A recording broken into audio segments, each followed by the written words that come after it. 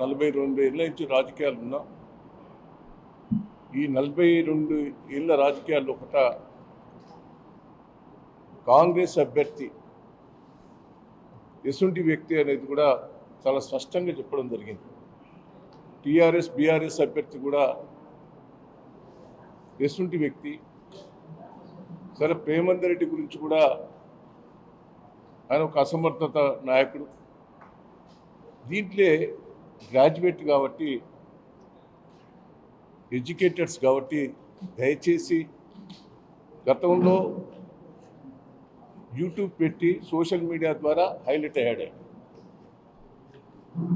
Highlight అయి యువకుల లోపట, మనసుల లోపట ఒక ముద్ర వేసుకున్నాడు. అదే యూట్యూబ్, అదే సోషల్ మీడియా ద్వారా ఇప్పుడు ఆయన చరిత్ర అంతా కూడా బయటకు వచ్చింది.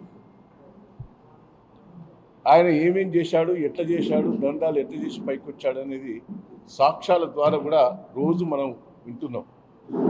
అసొంటి వ్యక్తికేస్తే మనమే మోసం చేసినట్టు అవుతుంది. రాకేష్ రెడ్డి ఒక విద్యావంతుడు, యువకుడు. అతనికి ఓటేసి గెలిపిస్తే మన గురించి పోరాటం చేసే వ్యక్తి ఒక ఆయన ఉంటాడు. దయచేసి వరంగల్ జిల్లా కానీ, నల్గొండ జిల్లా కానీ, ఖమ్మం జిల్లా కానీ చైతన్యవంత యువకులు ఉన్నారు. అసంటి వ్యక్తులను, చీటర్స్ను చిత్తుగా ఓడగొట్టాలనేది కూడా నేను రిక్వెస్ట్ చేస్తున్నాను. రేవంత్ రెడ్డి గారి మాటలు కూడా ఒక్కసారి మనం వినాలి. ఈయన కూడా ఆ లైన్లకే వస్తాడు. నాకు కూడా సన్నిహితుడైన నా దగ్గర పనిచేసినోడే మీ అందరు కూడా చూసిండు. ఆయన ఎప్పుడు ఏం మాట్లాడతాడో మనం ఒక్కసారి విశ్లేషణ చేసుకోవాలి.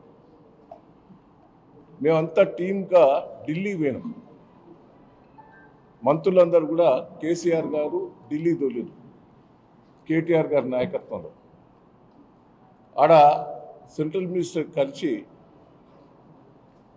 మా దొడ్డు ఓట్లు కొనాలే, కొనకపోతే తెలంగాణ రైతాంగం అంత ఇబ్బంది అవుతుంది, అన్ని రాష్ట్రాలలో కొంటున్నారు, మీరు కూడా కొనాలని. అంతకుముందు కేసీఆర్ గారు పోయి వచ్చారు, మేము కేటీఆర్ గారు పోయి వచ్చాం, మళ్ళీ టీం 3 సార్లు పోయాం. వాళ్ళు మేము దొడ్డు ఓట్లు కొనేది లేదని క్లియర్గా చెప్పారు. అది ఆ రోజు ప్రెస్ మీడియాలో వచ్చింది.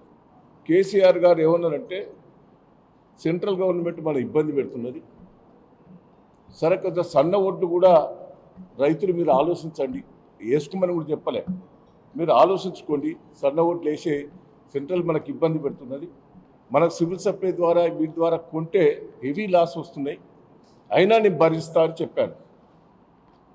దానికి ఆ రోజు రేవంత్ రెడ్డి గారు ఏం మాట్లాడారో మీరు ఒక్కసారి చూడండి. సన్న ఓట్లు వేసుకుంటే నష్టం జరుగుతుంది, దిగుబడి రాదు, దానికి పెట్టుబడి ఎక్కువైతుంది, ఎక్కువ కాలం కూడా ఉంటుంది, 1 రోజులు ఎక్కువ ఉంటుంది, సన్న ఓట్లు మన తెలంగాణలో వేయరు, దొడ్డొడ్డు వేస్తారు, దొడ్డొడ్డు కొనాలి అని ఆ రోజు డిమాండ్ చేసిన రేవంత్ రెడ్డి గారు ఈరోజు ఏం మాట్లాడుతున్నారో ఒక్కసారి విశ్లేషణ చేసుకోమంటున్నా నేను ప్రజలందరినీ కూడా. ఆయన పాపం దొడ్డొడ్లు కేంద్ర కొనకున్న 1000 కోట్ల లాస్ తోటి, కేసీఆర్ గారు 1000 కోట్ల లాస్ తోటి ఆ రోజు కొని రైతు దగ్గర ప్రతి గింజ కొన్నారు, తడిసిన ధాన్యం కూడా కొన్నాడు. 10 ఏళ్ళు చిన్న రైతులకు ఇబ్బంది లేకుండా కాపాడాడు. నీళ్ళు ఇచ్చాడు, కరెంట్ ఇచ్చాడు, పెట్టుబడి ఇచ్చాడు, పండిన ధాన్యం ప్రతి గింజ కొన్నాడు. అది కేసీఆర్ గారి లక్షణం. నీ లక్షణం ఏందయ్యా? ఏం చెప్పాను? ఎలక్షన్ల ముందు, నీ అసెంబ్లీ ఎన్నికల ముందు మక్కలు కొంటాం, జొన్నలు కొంటాం, కందులు కొంటాం, ఒడ్లు కొంటాం, కింటాకు 500 బోనస్ ఇస్తామని అన్నిటికీ ఇస్తామన్నావు. పెట్టిపోయావు. మరి అది ఇదే మాట నువ్వు పార్లమెంట్ ఎన్నికల ముందు ఎందుకు చెప్పలే? అంటే నీకు పార్లమెంట్ ఎన్నికలు అయిపోయినా ఇక దొరుకుతున్నావు. బోనస్ ఎవరికి ఇస్తాడు? దానికి ధర ఉండే నీకు అమ్మితే 2200 వస్తాండి, బయట అమ్మితే ఎక్కువ వస్తాడు. నువ్వు ఇచ్చేది ఎంత? ఈ బోనస్ తోటి 2700 అవుతా, 2700కి ఎక్కువ బయట అమ్ముతూనే ఉండే. అంటే రేవంత్ రెడ్డి గారి బ్రోకర్ మాటలు ఒక్కసారి ఎట్టున్నాయో అర్థం చేసుకోండి. రైతాంగం నేను ఇప్పుడే కళ్ళం దగ్గర పోయి వచ్చాను. నేను పంతిన దగ్గర రైతుల దగ్గర కళ్ళం దగ్గర పోయి వచ్చాను. ఆ రైతు చెప్తాడు, నేను అంతా దొడ్డు ఓట్లు చేస్తా అని రైతులందరూ కూడా చెప్పారు. నువ్వు సన్న ఓట్లు వేసుకున్నావు అంటే వేసుకున్నా సార్, తిండి మంద వేసుకున్నా, కొద్దిగా ఎక్కువైతే 2700 2750కి అమ్మేసిన అని చెప్పాడు. ఇదే పంతిన దగ్గర. ఇక్కడ పెడితే నాకు రేటు కడితే బయట రేటు నాకు ఎక్కువ వస్తుంది అంటే ఎంత ఇది. పార్లమెంట్ ఎన్నికల తర్వాత ఓట్లు అయిపోయినాయి, దాటేశారు. నిన్ను ఎవరు నమ్ముతారు? రేవంత్ రెడ్డి గారు ఎందుకు ఇంకా చీటర్ తిరగనే మాట్లాడుతూ? రైతుల గోసల నుంచి రైతులు పంట పండిందే తక్కువ ఈసారి నువ్వు చేయబట్టే. కాళేశ్వరం వంక పెట్టినావు, కరెంటుకి ఎక్కువ డబ్బులు ఖర్చు పెడతాను, వృధా చేస్తానని చెప్తివి, కరెంటు కట్ చేస్తేవి, నీళ్లు లేకుండా చేస్తే వరంగల్ జిల్లాకు. పంటలే తక్కువ, 50% పండినాయి.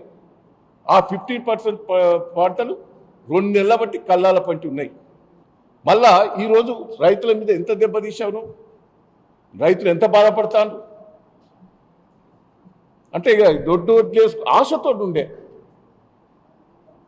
బోనస్ ఇస్తావు అని మాట్లాడారు. అంటే అబద్ధ మాటలతోటి మళ్ళా మోసం చేసే ప్రయత్నం చేశాను. నీకు ఎన్నికలు అయిపోయినాయి. నేను ఒక్కటే చెప్తున్నా, ఒక్క హామీ నువ్వు నిలబెట్టుకోలేవు. దీన్ని బట్టి ఇది అర్థమైతే ఏంటంటే దేనికో దానికి ఒక్క పెడతావు. ఎలక్ట్రిసిటీ ఫ్రీ అన్నావు, దానికి ఒక్క పెట్టావు. గ్యాస్ అన్నావు, అది ఒక్క పెట్టావు. ఆరోగ్యశ్రీ ఇప్పటి వరకు హాస్పిటల్ ఒక్కటి కూడా బల్లే. మొత్తం హాస్పిటల్స్ అన్నీ ధర్నా చేస్తానే.